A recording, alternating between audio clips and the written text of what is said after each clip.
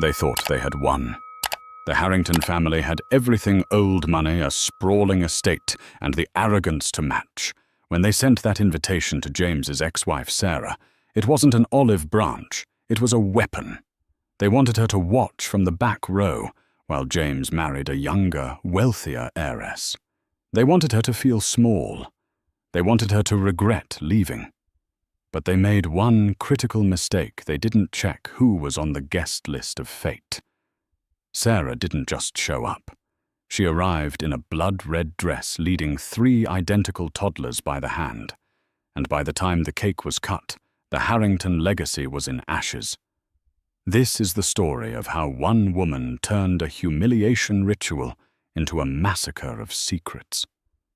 The envelope felt heavy, expensive. It was cream-colored cardstock, textured like linen, with the initials J and C embossed in legitimate silver leaf. Sarah pulled it from her mailbox in her modest apartment in Seattle, her fingers trembling just slightly. She didn't need to open it to know what it was, but she did anyway. Mr. and Mrs. Robert Harrington request the honor of your presence at the marriage of their son James Arthur Harrington to Courtney Ann Waldorf. It was a wedding invitation, but for Sarah, it was a summons to a humiliation. 3 years ago, Sarah had fled the Harrington estate in the middle of the night with nothing but a suitcase and a broken heart. She had been the mistake, the daughter of a high school teacher, whom James had married in a fit of rebellion. For 2 years, James's mother, Evelyn Harrington, had made Sarah's life a quiet, suffocating hell. Evelyn was a woman who smiled with her teeth, but never her eyes. She would rearrange the furniture in Sarah's bedroom while she was out, forget to invite her to family dinners, and constantly whisper loudly about how James needed an heir and how Sarah was barren stock. When the divorce was finalized, Evelyn had whispered one last thing to Sarah in the courtroom hallway. "You were never really one of us, dear. You were just a placeholder until James grew up." Now this, an invitation to the wedding of the century at the Blackwood Manor in Charleston. Why invite the ex-wife? There was only one reason. Evelyn wanted an audience. She wanted Sarah to see Courtney Waldorf, a senator's daughter, blonde, statuesque, and dripping in generational wealth, take the spot Sarah had failed to keep. Sarah tossed the invitation onto her kitchen counter. "I'm not going," she muttered, turning to the stove where a pot of mac and cheese was boiling. "Not going where Mama?" Sarah turned. Standing in the doorway of the kitchen were 3 pairs of wide hazel eyes: Liam, Noah, and Oliver. Her triplets. They were 2.5 years old, a whirlwind of energy and chaos, with unruly dark curls that mirrored their father's perfectly. Sarah felt a pang in her chest. James didn't know. When she had left that night 3 years ago, she hadn't known either. It was only weeks later, alone and struggling to find a job in a new city, that the doctor had given her the news. 3 heartbeats, Ms. Miller. She had almost called James. She had dialed the number 12 times. But then she remembered Evelyn's voice. "I will destroy you, Sarah. If you ever try to take a penny from my son, I will bury you in legal fees until you starve." Sarah knew that if the Harringtons found out about the babies, they wouldn't help her raise them. They would take them. They had the best lawyers in the state. Sarah was a waitress working double shifts. They would paint her as unfit, unstable, and poor. She would lose her boys. So she stayed silent. She raised them alone. She worked her way up from waitressing to managing a boutique hotel. She was tired, but she was free. She looked back at the invitation. A handwritten note was tucked inside the RSVP card. It was in Evelyn's distinct, sharp script. "Do come, Sarah," James insists. "We want you to see how happy he finally is." It would be good for you to have closure. Evelyn. It was the audacity that sparked the fire. Closure. They thought she was still pining for him. They thought she was broken. Sarah looked at her boys. Liam was trying to feed a toy dinosaur to Noah. Oliver was quietly stacking blocks with a focus that was terrifyingly similar to his grandfather, Robert Harrington. They deserved to know their father. And their father deserved to know what he had lost. But more than that, Evelyn Harrington needed to learn that you cannot summon a storm and expect it to rain only on your enemies. Sarah picked up her phone and dialed her best friend, a ruthless divorce attorney named Brenda. "Brenda," Sarah said, her voice steady for the first time in years. "I need a dress, a red one, and I need 3 miniature tuxedos." "Why?" Brenda asked, hearing the edge in Sarah's voice. "Because the Harringtons invited me to a wedding," Sarah said, watching Oliver knock down his tower of blocks with a triumphant grin. "And I think it's time they met the rest of the family." The wedding was predictably obnoxious. Blackwood Manor was a sprawling estate that looked more like a museum than a home. The lawn was manicured to within an inch of its life. White peacocks roamed the gardens. A string quartet played Debussy near a fountain filled with imported champagne. The guests were the glitterati of the East Coast politicians, tech moguls and socialites who had never touched a door handle in their lives. James stood at the altar, looking dashing in a bespoke Armani tuxedo. He looked older than Sarah remembered his face, a little more gaunt, his eyes scanning the crowd with a nervous energy. Next to him stood his best man, his brother Philip, who looked bored. In the front row, Evelyn Harrington sat like a queen on a throne. She wore a silver gown that cost more than Sarah's annual salary. She was smiling, holding court, accepting compliments on the lavishness of the event. She checked her watch. She was waiting for the moment. She had instructed the ushers to seat Sarah in the back, but on the aisle. She wanted to ensure Sarah had a clear view of James kissing the bride. The ceremony was about to begin. The guests hushed as the music swelled. But the bride wasn't walking down the aisle yet. A sleek black SUV with tinted windows rolled up the long gravel driveway, ignoring the valet stand and pulling right up to the start of the aisle runner. The gravel crunched loudly, breaking the silence of the string quartet. Whispers rippled through the crowd.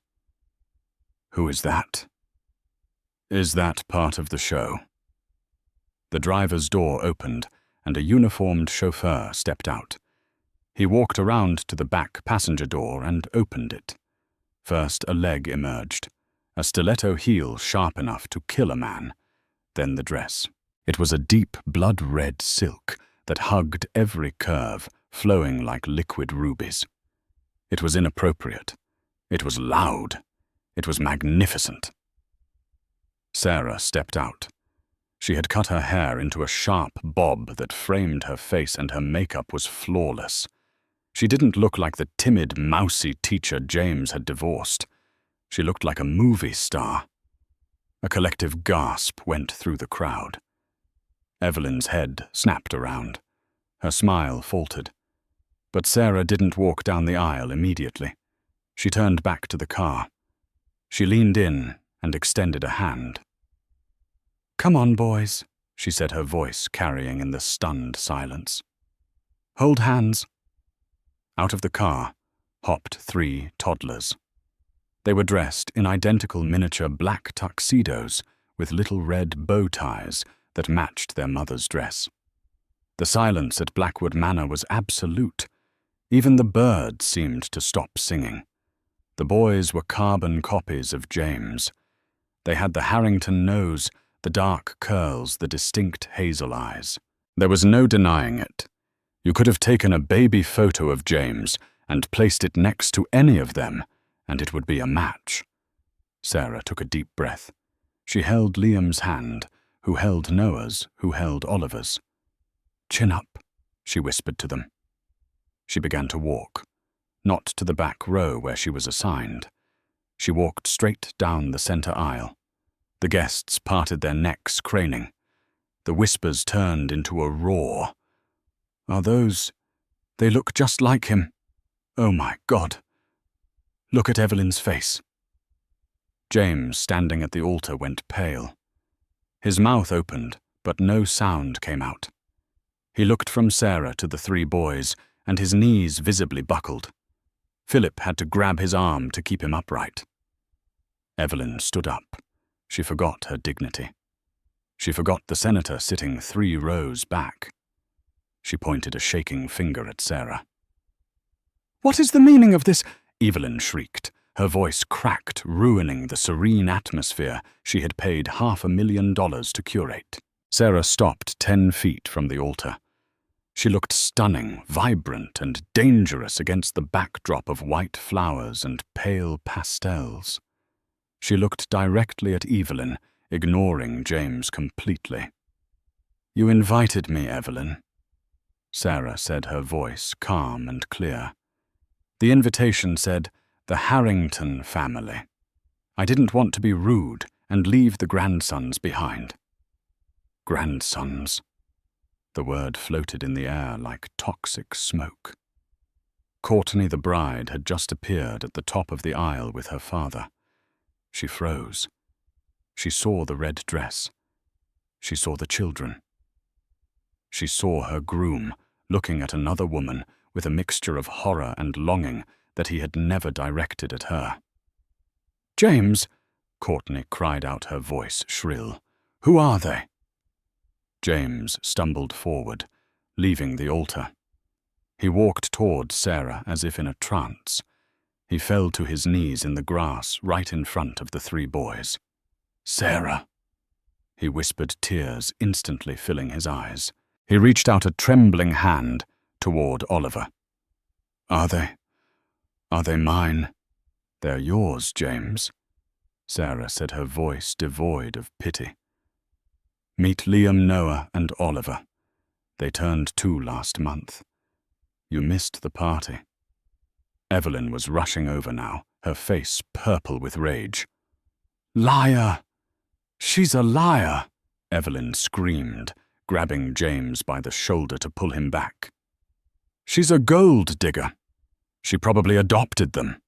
Get security. Get them out of here." "Don't touch him," Sarah snapped. Her voice was like a whip crack. Liam, scared by the screaming woman in the silver dress, started to cry. That set off Noah. James shook his mother's hand off. He looked at the boys, seeing his own face reflected in theirs. He looked at the shape of their eyes, the Harrington eyes. "Mother, stop it," James said, his voice low. "They are frauds," Evelyn hissed. "She is trying to ruin your day. Security." 2 burly men in suits started moving toward Sarah. Sarah didn't flinch. She reached into her clutch purse and pulled out a folded piece of paper. She held it up. "DNA test results," Sarah announced, turning to the crowd. "Certified, 99.9% match to James Arthur Harrington, and a copy of the birth certificates." She tossed the papers onto the grass at Evelyn's feet. "I didn't come here to stop the wedding," Sarah said, smoothing her dress. "I came because you wanted to show me what I was missing. I thought it was only fair I show you what you were missing." She looked at James, who was weeping openly now, holding Noah's small hand. "Congratulations on your wedding, James," Sarah said coldly. "Come on, boys, say goodbye to your father." "No!" James shouted, grabbing the hem of her dress. "No! You can't leave Sarah, please!" At the top of the aisle, Courtney threw her bouquet onto the ground and stormed off, sobbing. The Senator Courtney's father stood up, his face red with fury, and began marching toward the Harringtons. The wedding was over. The war had just begun. The silence of the garden was replaced by a cacophony of chaos. The guests were fleeing like rats from a sinking ship, clutching their designer purses and whispering furiously into their phones. The wedding of the century was now the scandal of the decade. Sarah stood her ground as the staff frantically tried to usher the remaining gawkers away. James was still on his knees in the grass, staring at the three boys as if they were hallucinations. "Get them inside." Robert Harrington. James's father finally spoke. He was a man who rarely raised his voice, preferring to let his wife Evelyn do the dirty work. But his face was ashen. He looked at the triplets not with love, but with a terrifying calculation. "Now, before the press helicopters arrive." Sarah didn't move. "I'm not going anywhere with you people. My call is waiting." "You will come inside," Evelyn hissed, stepping over the train of the abandoned bridal gown that Courtney had left behind. "You have created a scene, Sarah. You will not leave until we fix this." "Fix it?" Sarah laughed, a cold, sharp sound. "You can't fix this, Evelyn. Courtney is gone. The senator is furious, and your son has finally seen the truth." "Sarah, please," James pleaded, standing up on shaky legs. He looked broken. The arrogance was gone. I need to talk to them. I need to know." Sarah looked at Liam, who was clinging to her leg thumb in his mouth. She saw the desperation in James's eyes. She knew that if she left now, Evelyn would spin a narrative that Sarah was hysterical, that the kids were rented actors, that it was all a lie. She needed to nail the coffin shut. "Fine," Sarah said. 10 minutes, in the library, but if anyone raises their voice at my children, I'm calling the police." The procession into the manor was grim. Senator Waldorf Courtney's father had refused to leave. He marched into the library with them, his face a mottled red. "You have humiliated my daughter." The senator spat at Robert Harrington as soon as the heavy oak doors closed. "I have donors sitting out there. I have press. Do you know what this does to my re-election campaign?" "We will handle it, Charles," Evelyn said, her voice trembling with suppressed rage. She poured herself a stiff drink from the crystal decanter. "It's a misunderstanding. The girl is clearly unstable." "Unstable." Sarah stepped forward, settling the boys on a leather sofa with an iPad to distract them. She turned to face the room. "I have a master's degree in economics, Evelyn. I own my own business. And I raised 3 children without a cent of your money. I'm the most stable person in this room." James walked over to the sofa. He didn't dare touch the boys, but he knelt down watching them. Oliver looked up from the iPad and frowned, scrunching his nose. "He does that," James whispered, his voice cracking. "I do that when I'm concentrating." "I know," Sarah said softly. "Why?" James looked up at her, tears streaming down his face. "Why didn't you tell me 3 years, Sarah? I missed their first steps. I missed their first words." "Ask your mother," Sarah said, pointing a finger at Evelyn. James stood up and turned to Evelyn. "Mother." Evelyn slammed her glass down. "I did what was necessary. She was a gold digger." "James, she would have trapped you. We had to get her out so you could marry someone suitable. Someone like Courtney." "And look how that turned out," Senator Waldorf sneered. "My daughter is gone. And I am pulling my funding from your development projects, Harrington. Consider our partnership dead." The room went cold. The Waldorf money was essential for the Harringtons' new real estate venture. Without it, they were leveraged to the hilt. "Charles, be reasonable," Robert Harrington stammered. "But there is something else, isn't there?" Sarah interrupted. She walked over to the large portrait of James's grandfather, hanging above the fireplace. The reason you were so desperate for James to marry Courtney wasn't just social climbing. It was the trust. Evelyn went pale. "Shut your mouth." Sarah turned to James. "James, did you ever read your grandfather's will, the full version, not the summary your mother gave you?" James looked confused. "No."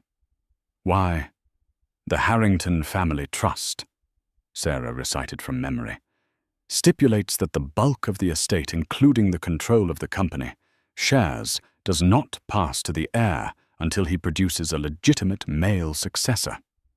Until then, the estate is managed by the surviving guardians." Sarah smiled dangerously. "Your parents have been spending your money, James. They've been living off the trust because you didn't have a son. As long as you were childless, Evelyn and Robert controlled the purse strings. They pushed you to marry Courtney because they needed her family's money to float them until you had a kid. But they needed control of that kid." James looked at his parents. The guilt was written all over their faces. "Is that true?" James asked, his voice dropping to a dangerous whisper. "You didn't want me to be happy. You wanted a stud horse to secure your bank accounts." "We did it for the family," Evelyn shrieked, "to protect the legacy." "And here is the kicker," Sarah said, gesturing to the 3 boys on the couch. "You have 3 male heirs, born in wedlock, conceived before the divorce was finalized. Legally, James, the trust is yours. The allowance your mother gives you. It's a joke. You own this house. You own the company. And they," she pointed to the triplets, "are the keys to the kingdom." The silence that followed was heavy enough to crush bones. Senator Waldorf started laughing. It was a cruel, barking laugh. "My God, you didn't just lose a daughter-in-law, Evelyn. You lost your checkbook." Evelyn looked at the triplets with a mixture of hatred and terror. She realized her mistake. By driving Sarah away, she had hidden the very thing that would have secured the family fortune. But now that fortune belonged to James, and the mother of the heirs was the woman Evelyn had tormented. "Get out," James said. "James, darling, listen." Evelyn started. "Get out," James roared, grabbing a vase and hurling it against the wall. It shattered, startling the boys. "Get out of my sight, both of you." Robert and Evelyn retreated, pale and shaking. The senator followed them, dialing his lawyer on his cell phone to begin the lawsuits. James stood in the middle of the library, breathing hard. He turned to Sarah. The anger drained out of him, replaced by a profound sorrow. "You knew all this?" he asked. "I found out after I left," Sarah said. "My lawyer is very good." "So what now?" James asked, looking at his sons. "Now," Sarah said, picking up her purse. "I take my children home. You have a mess to clean up, James. If you want to be a father, you call my lawyer. But don't you dare come to my house until you've cut the cord with that witch." She gathered the boys. "Come on, loves. Show's over." James watched them leave. He didn't stop her. He knew he didn't deserve to. Not yet.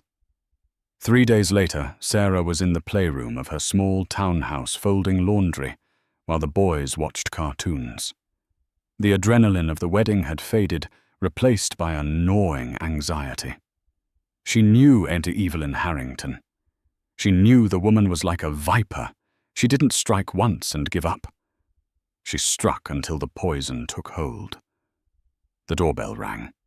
Sarah checked the peephole. It wasn't James. It was a man in a cheap suit holding a manila envelope. A process server. Sarah opened the door. "Sarah Miller." "Yes." "You've been served." He handed her the thick envelope and walked away. Sarah tore it open right there in the hallway. Emergency custody order. Her heart stopped. She scanned the legal jargon. Plaintiff James Arthur Harrington. Co-plaintiffs Robert and Evelyn Harrington. They were suing for full custody, not joint custody, full custody. The document claimed that Sarah had absconded with the children that she was living in substandard conditions, and most horrifyingly that she was mentally unstable and had kept the children from their father out of spite and malice, thereby endangering their emotional development. There was even a sworn affidavit from a doctor Sarah had never met, claiming she had a history of paranoia. "They move fast," a voice said from the sidewalk. Sarah looked up. Standing by the curb was Brenda, her lawyer and best friend. Brenda looked furious. "I got a copy faxed to my office 10 minutes ago," Brenda said, marching up the steps. "Let me see it." Sarah handed over the papers, her hands shaking. "How can they do this?" James saw them. He seemed happy. "James didn't write this," Brenda said, flipping through the pages. "Look at the signature on the filing. It's his family's law firm. They likely have power of attorney or bullied him into signing. Or," Brenda paused, "or James is weaker than we thought." "He told them to get out," Sarah said, clutching the door frame. "He threw them out of the library. And then he probably spent 3 days being gaslit by his mother," Brenda said grimly. "Sarah, they have infinite money. They are going to try to bleed us dry. They don't want the boys because they love them. They want the boys because those boys are the key to the trust. Without custody, Evelyn loses her mansion." "I won't let them take my babies," Sarah whispered. The fear was turning into cold, hard steel in her gut. "We need to fight fire with napalm," Brenda said. "I'm going to file a countersuit, but we need James. If James sides with his mother, it's going to be a long, ugly war. If we can flip James, Evelyn has nothing." "How do we flip him?" Sarah asked. "He's been under her thumb his whole life." "We show him the one thing Evelyn can't lie about," Brenda said. "The past." Later that night, the phone rang. It was a blocked number. Sarah picked it up. "Hello?" "Sarah, it was James.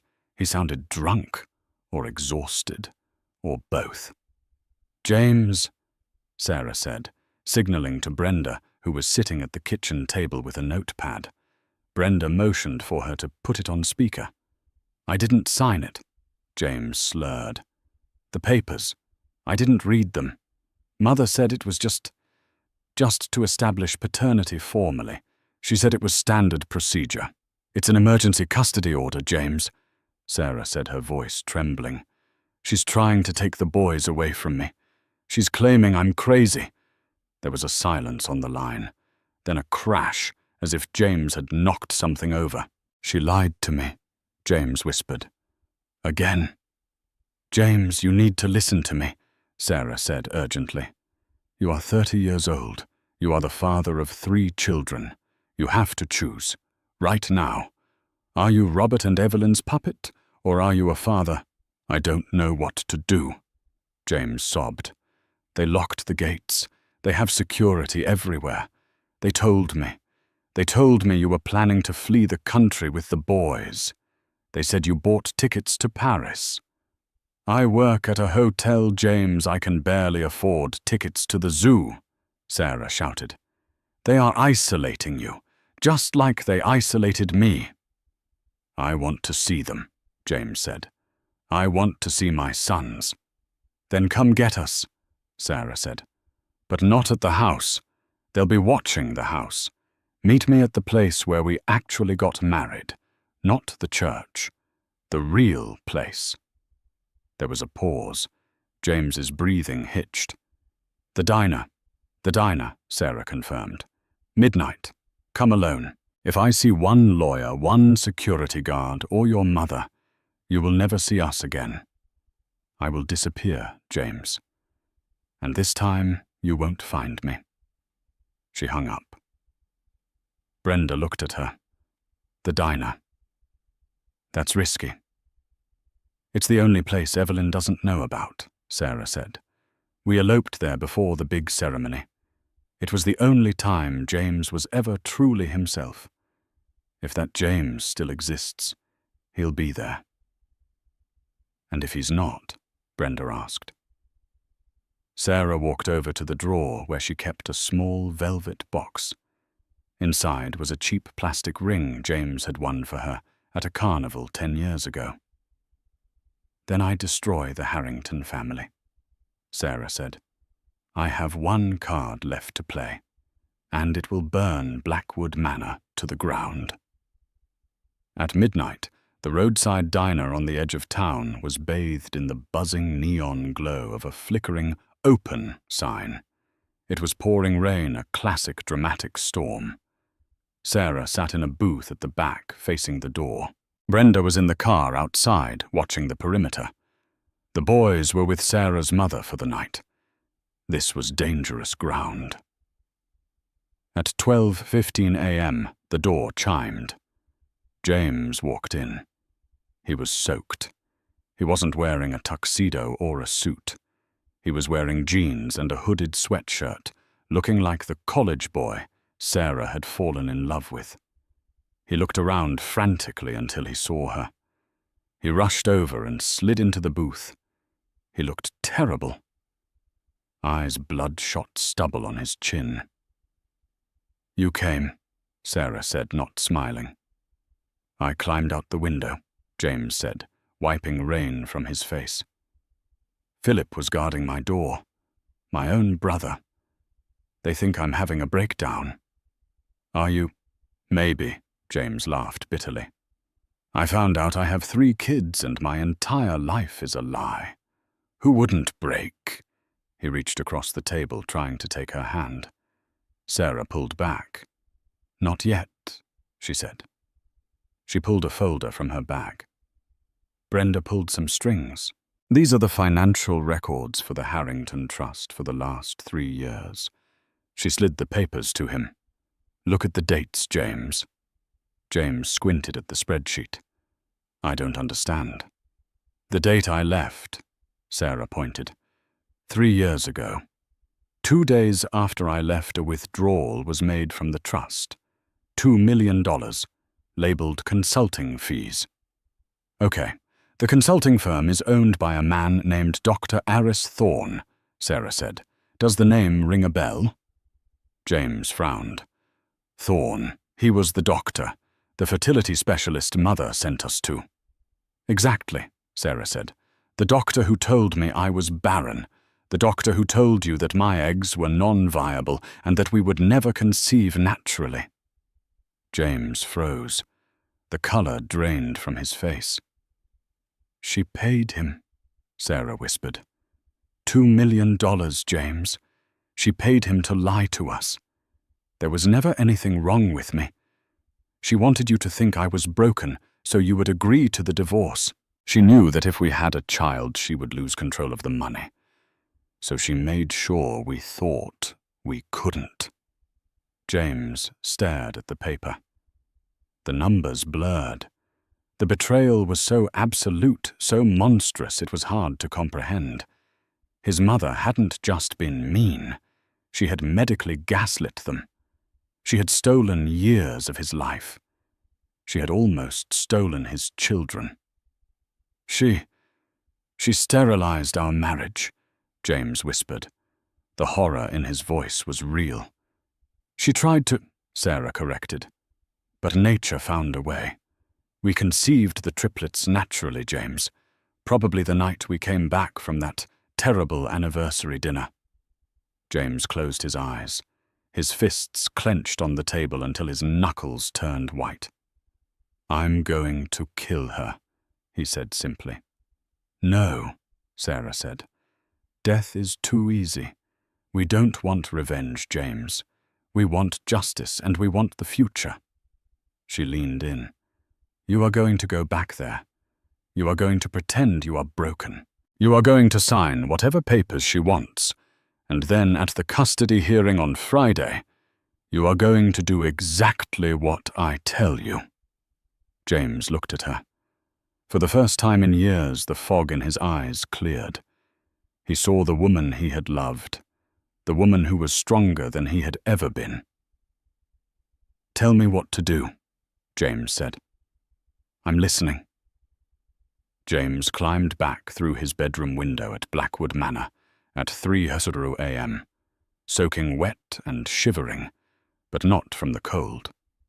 He was shivering from the sheer voltage of the hatred coursing through his veins. He had spent his entire life believing that his parents, while cold and demanding, ultimately wanted what was best for him. He had believed that Sarah had left because she couldn't handle the pressure of their world, because she was weak. Now he knew the truth. Sarah was iron. His parents were rust, corroding everything they touched. The next morning, James walked into the breakfast room. Evelyn was sitting at the head of the table, looking refreshed. She was reading the society pages, humming softly. The disaster of the wedding seemed forgotten, replaced by the thrill of the upcoming legal slaughter. "Where were you last night?" Philip asked, looking up from his espresso. "I checked your room. You weren't there." James sat down. He didn't look at them. He kept his eyes focused on the linen tablecloth. "I went for a drive," James said, his voice flat, devoid of emotion. "I needed to clear my head. I couldn't breathe in this house." Evelyn lowered her newspaper. She studied him like a specimen under a microscope. "And did you come to your senses?" James took a deep breath. This was the hardest performance of his life. He had to channel the weak, pliable boy they had molded him into. "You were right," James whispered. "About everything." Evelyn smiled. It was a terrifying, predatory smile. "Of course I was, darling. Sarah is a toxic influence, hiding those children. It's unforgivable. We are doing the right thing by taking them. We are saving them." "Saving them," James parroted. "The lawyers will be here at 10, Robert said, entering the room. "We need to prep you for your testimony tomorrow. You need to be unwavering, James. You need to paint a picture of Sarah as unstable, vindictive, and unfit. Can you do that?" James finally looked up. He made his eyes glassy, desperate. "Just tell me what to say, Father. I just want this over with. I just want my life back." Evelyn reached out and patted his hand. Her touch made his skin crawl. "That's my boy. Don't worry. By Friday afternoon, those children will be in the nursery upstairs, and Sarah Miller will be a bad memory. We've already hired 3 nannies." James felt sick. They didn't want to be grandparents. They wanted to be keepers. They wanted to raise Liam, Noah, and Oliver just like they had raised him and Philip, as investments, not human beings. While James was enduring his parents' coaching, Sarah was in Brenda's office, surrounded by whiteboards filled with timelines and financial data. "We have the bribe," Brenda said, tapping the spreadsheet. "But it's circumstantial. Evelyn could claim it was for something else. We need the nail in the coffin." "Dr. Thorne," Sarah said.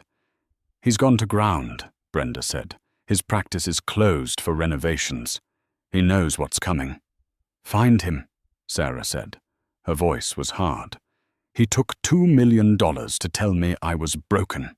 He stole 3 years of my children having a father. I don't care what it costs, Brenda. Find that pathetic little man and drag him to court." Brenda made a phone call to a private investigator she used for the truly dirty cases.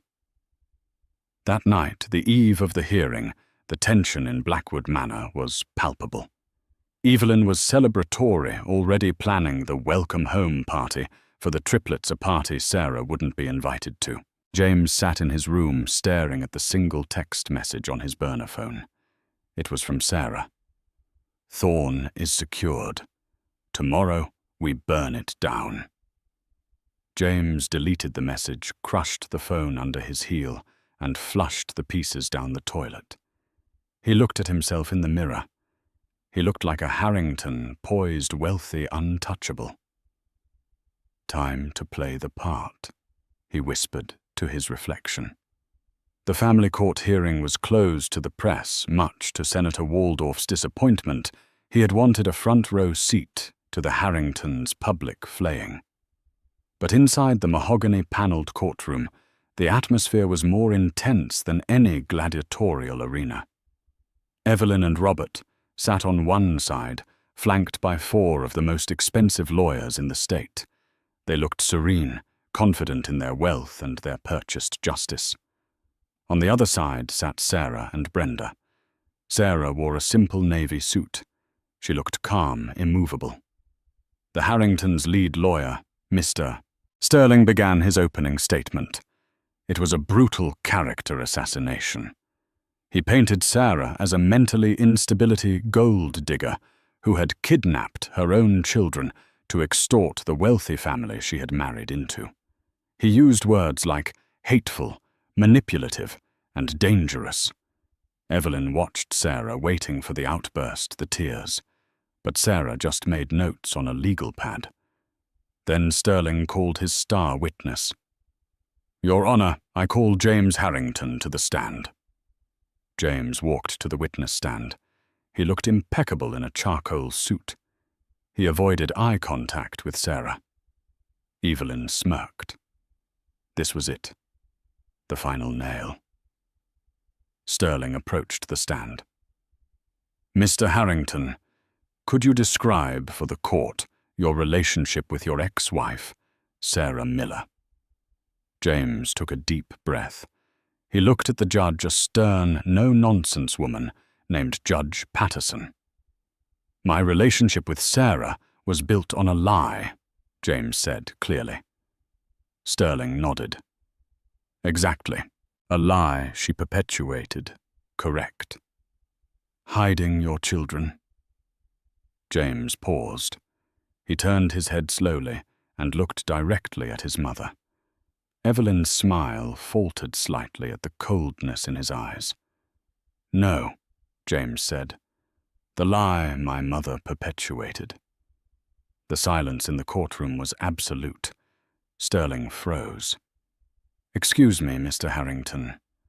I don't think I understand." "It's quite simple," James said, his voice gaining strength with every word. He reached into his inside jacket pocket and pulled out a folded document, the spreadsheet Sarah had given him at the diner.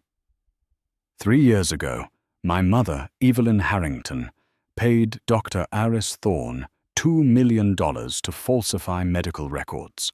She paid him to tell my wife she was infertile. She paid him to ensure we would divorce so that I would not produce an heir that would trigger the transfer of the family trust to my control. "Objection!" Sterling roared, leaping to his feet. "This is ambush. This is irrelevant.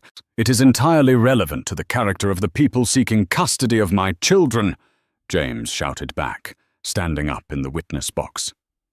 Evelyn was on her feet now, her face a mask of contorted rage. "You ungrateful traitor! After everything we did for you, she has brainwashed you." "Sit down, Mrs. Harrington." Judge Patterson banged her gavel. "One more outburst, and I will hold you in contempt." Evelyn sank back into her chair, breathing heavily. Robert looked like he was having a stroke. "James," Sarah's lawyer. Brenda stood up calmly. "Do you believe Sarah Miller is unfit to raise your children?" "Sarah is the only fit parent in this room," James said, his voice shaking with emotion. "She raised 3 boys alone with nothing, because she was terrified of what my parents would do if they found out. And she was right to be terrified. They are monsters who tried to buy my unborn children out of existence to protect their bank account." James turned to the judge. "Your Honor, I withdraw my petition for custody. I support Sarah Miller having full sole custody, and I request a restraining order keeping my parents 500 feet away from my sons." The courtroom erupted. Sterling was frantically whispering to a stunned Evelyn. Brenda wasn't finished. "Your Honor, as rebuttal, we call a surprise witness. He was difficult to locate, which is why he was not on the list." The doors at the back of the courtroom opened. A small, balding man in a rumpled suit was escorted in by a burly private investigator. Evelyn gasped audibly. It was Dr. Thorne. Brenda put him on the stand. He was terrified. He had cut a deal for immunity in exchange for testimony. "Dr. Thorne," Brenda said, "did Evelyn Harrington pay you to lie to James and Sarah Harrington about their fertility?" Thorne stared at his feet. "Yes." "And is this your signature on the bank transfer, accepting the $2 million? "Yes." Judge Patterson looked at the Harringtons. Her expression could have frozen hell over. "I have heard enough," the judge said. "This is one of the most disgusting displays of avarice and manipulation I have ever witnessed in family court." She turned her gaze on Evelyn. "Mrs. Harrington, you attempted to play God with your son's life for money. You are morally bankrupt." The gavel banged. It sounded like a gunshot. "The plaintiff's petition for emergency custody is dismissed with prejudice. Full legal and physical custody of Liam, Noah, and Oliver Miller is awarded to their mother, Sarah Miller. I am granting a permanent restraining order against Robert and Evelyn Harrington regarding the children and Ms. Miller." The judge paused, her eyes narrowing at Robert and Evelyn. "Furthermore, in light of the testimony regarding the Harrington trust fraud, I am referring this matter to the District Attorney's Office for a criminal investigation into fraud and financial abuse." Evelyn screamed, a guttural, primal scream of a woman watching her empire dissolve into dust. She tried to lunge toward Sarah, but the bailiff restrained her. James stepped down from the stand.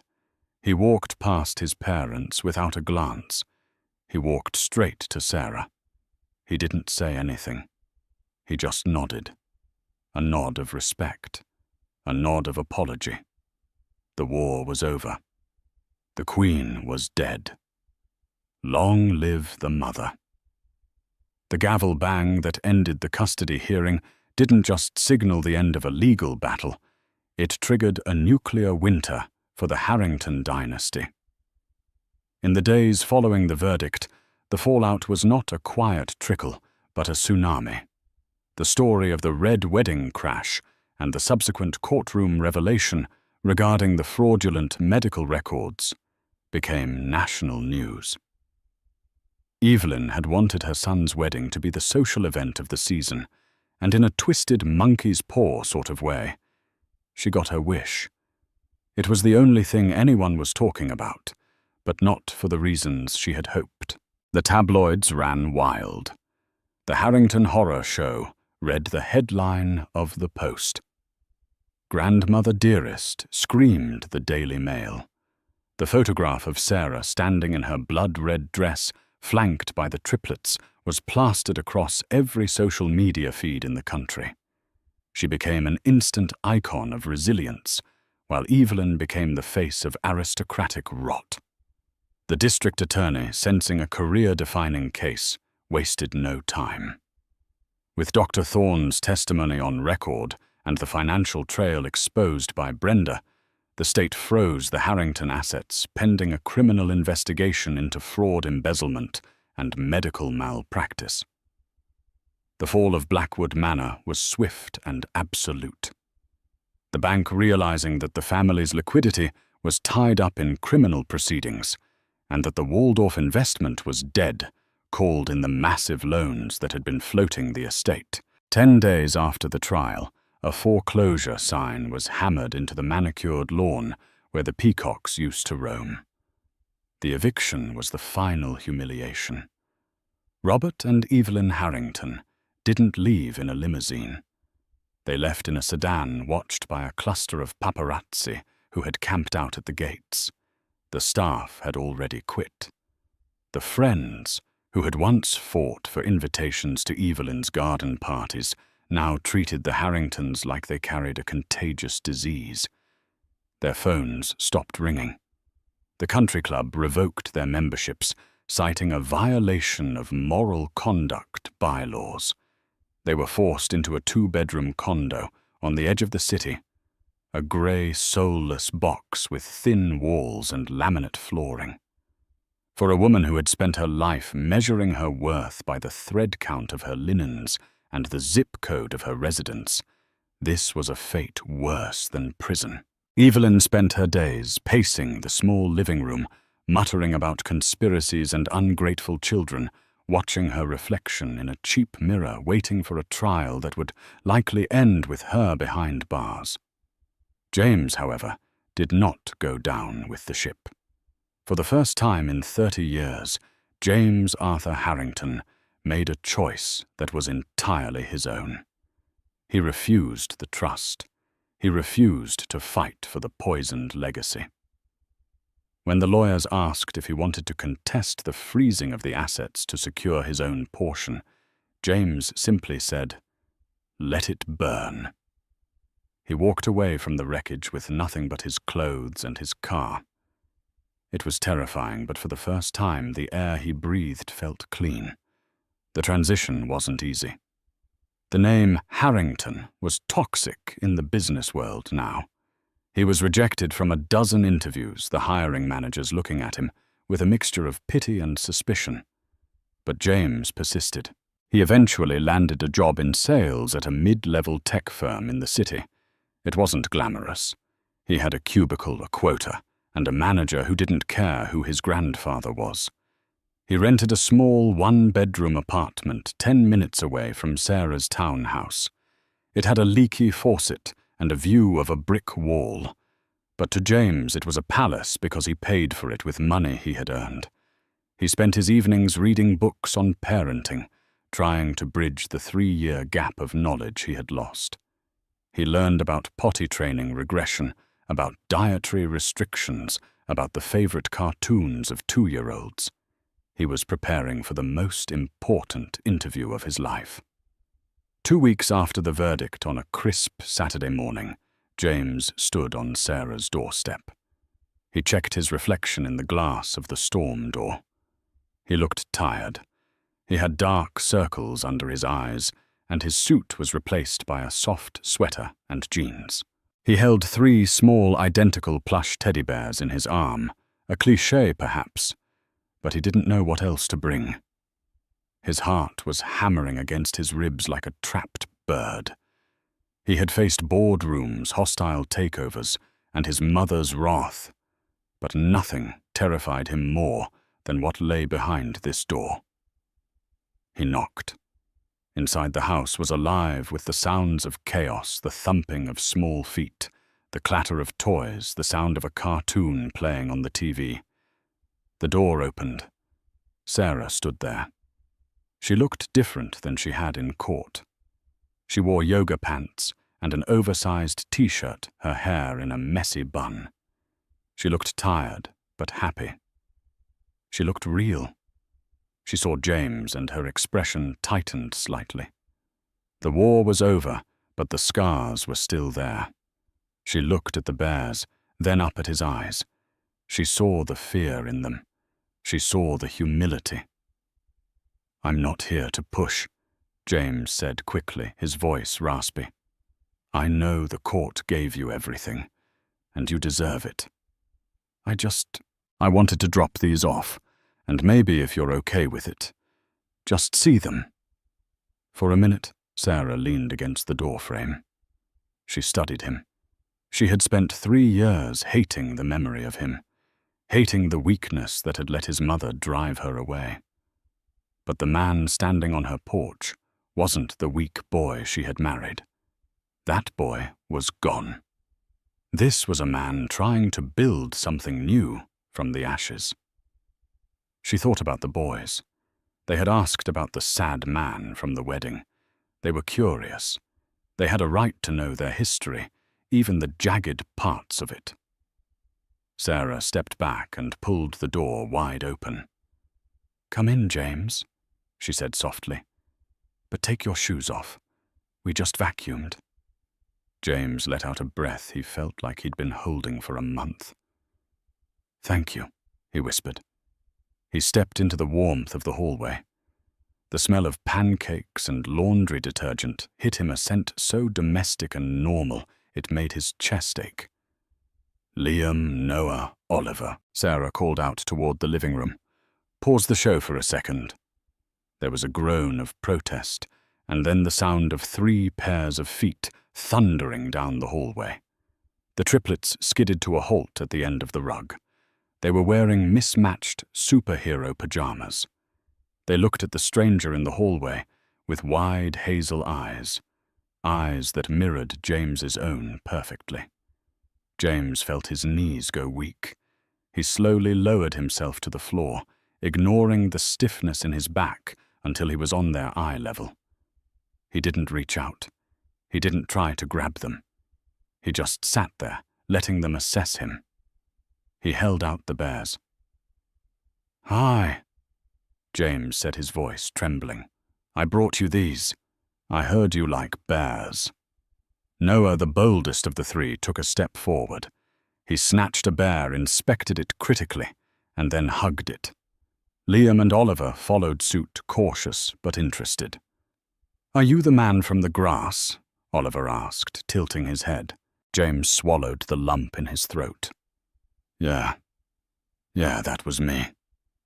"Why were you crying?" Liam asked. James looked up at Sarah. She was watching him, her arms crossed, but her face was soft. She gave him a small nod. "Go on," the nod said. "Tell the truth." James looked back at his sons.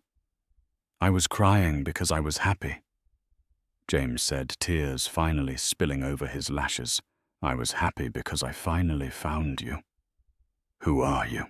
Noah asked, clutching his new bear. James took a deep breath. He didn't look at Sarah for permission this time. He knew who he was. "I'm your dad," he whispered. The words hung in the air, heavy and golden. The boys didn't fully understand the weight of it, not yet. To them, he was just a nice man with presence. But to James, it was a vow. Sarah watched as James sat on the floor, awkwardly answering questions about his sweater and whether he liked dinosaurs. She saw the clumsy, terrifying, beautiful beginning of a relationship. Evelyn Harrington had tried to use humiliation as a weapon. She had tried to prune her family tree to perfection, cutting off the branches she deemed unworthy. But she forgot the most basic rule of nature: when you cut a branch, the roots only grow deeper. The Harringtons lost their manor, their money, and their legacy. They sat in a cold condo, ruling over nothing. But here in a messy townhouse, filled with noise and cheap toys, Sarah looked at her boys and their father, and she knew she had won the only thing that mattered. She walked into the kitchen to pour coffee for 2. The story wasn't over, not really. It was just beginning. They say the best revenge is living well, but Sarah Miller proved that the best revenge is living truthfully. The Harringtons had everything money could buy, but they were bankrupt in the things that count: loyalty, love, and honor. They tried to crush a mother to protect a bank account, and in the end, they lost both. Evelyn wanted a legacy. She got one. She will be remembered as the woman who had it all and threw it away because she couldn't stand the idea of her son loving a woman she couldn't control. And James. He learned the hard way that you can be born with a silver spoon in your mouth and still starve to death emotionally. It took losing everything to find the 3 little heartbeats that made him a man. If this story of justice, karma, and the unstoppable force of a mother's love hit you right in the feels, destroy that like button. It helps us find more stories like this, and share this video with someone who needs a reminder that the truth always comes out in the end. What would you have done if you were Sarah? Would you have let James back in? Or would you have shut the door forever? Let me know in the comments below. I read every single one. Don't forget to subscribe and turn on notifications. You do not want to miss the next story. Until then, stay safe and watch out for the in-laws.